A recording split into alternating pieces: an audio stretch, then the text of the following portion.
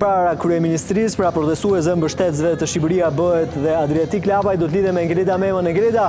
më thuaj ku janë mbështetësit e Shqipëria bëhet e Adriatik Lapajt, po protestohet në këto momente në një cep tjetër të sheshit përpara kryeministrisë, çfarë po ndodh?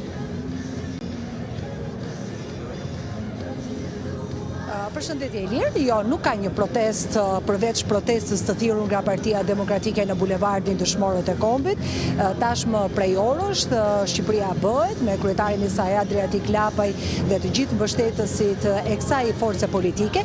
janë zhvendosur në atë që njihet si zona e bunkerit, që është në fakt në krah të kryesisë së kuvendit. Prej disa orësh ata janë larguar nga shkallaret e kryeministrisë për të vendosur në këtë cep të vogël të bulevardit të Dëshmorët e Kombit, aty ku vazhdojnë qëndresën e tyre prej disa ditësh, të ulur në karike me disa mjete ngrohëse dhe vazhdojnë qëndresën e tyre pa bërë protesta, pra pa u përfshirë në protestën e Partisë Demokratike. Ka qenë kjo një vendimarrje e Shqipëria bëhet, e kësaj partie politike, për mos u përfshirë në protestën e Partisë Demokratike dhe për t'ia lënë sheshin Dëshmorët e Kombit Partisë Demokratike për të zhvilluar protestën e thirrur të saj, edhe pse ka pasur një shtrirje dore nga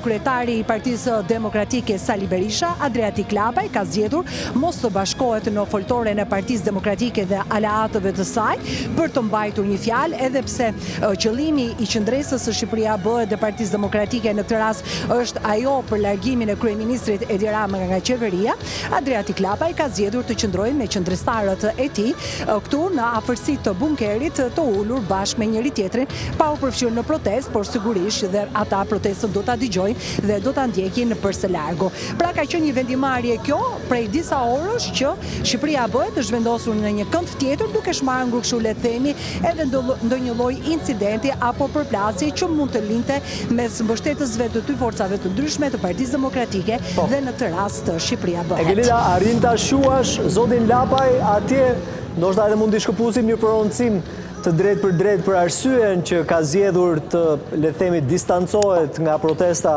e Partisë Demokratike? Adriatik Lapaj në fakt nuk mungon asnjë ditë në këtë qëndresën që bën çdo ditë, vetëm në këto orë të protestës së Partisë Demokratike. Është, shumë faleminderit, është i detyruar të qëndrojë këtu. Adriatik, pse zgjodhe të zhvendosesh nga kryeministria këtu, shmangi ndonjë incident, ndonjë përplasje apo sheshin ja LPD-s? Për disa arsye, para njerë se unë jam qytetar normal i këtij vendi dhe respektoj protestën e kujdo. E dyta sepse sipas komunikimeve të Gardës Republikës, në pozicionin që ishim ne, siç e shikoni dhe siç dhe duket tashmë, janë vendosur forcat e ndërhyrjes së shpejtë dhe që e pamundur për arsye sigurie të godinës së kryeministrisë. Dhe sigurisht për të respektuar çdo demokrat që ka dalë sot në protestë dhe që për shkak të liderit të tyre dhe grupit që i drejton nuk kanë pranuar qasjen që unë kam ofruar si vizion, që është një protestë qytetare kombëtare me flamurin kombëtar për te logove të partive, për qenë masive që askush mos ndalohet. Pra nëse nuk do kishte logo të Partisë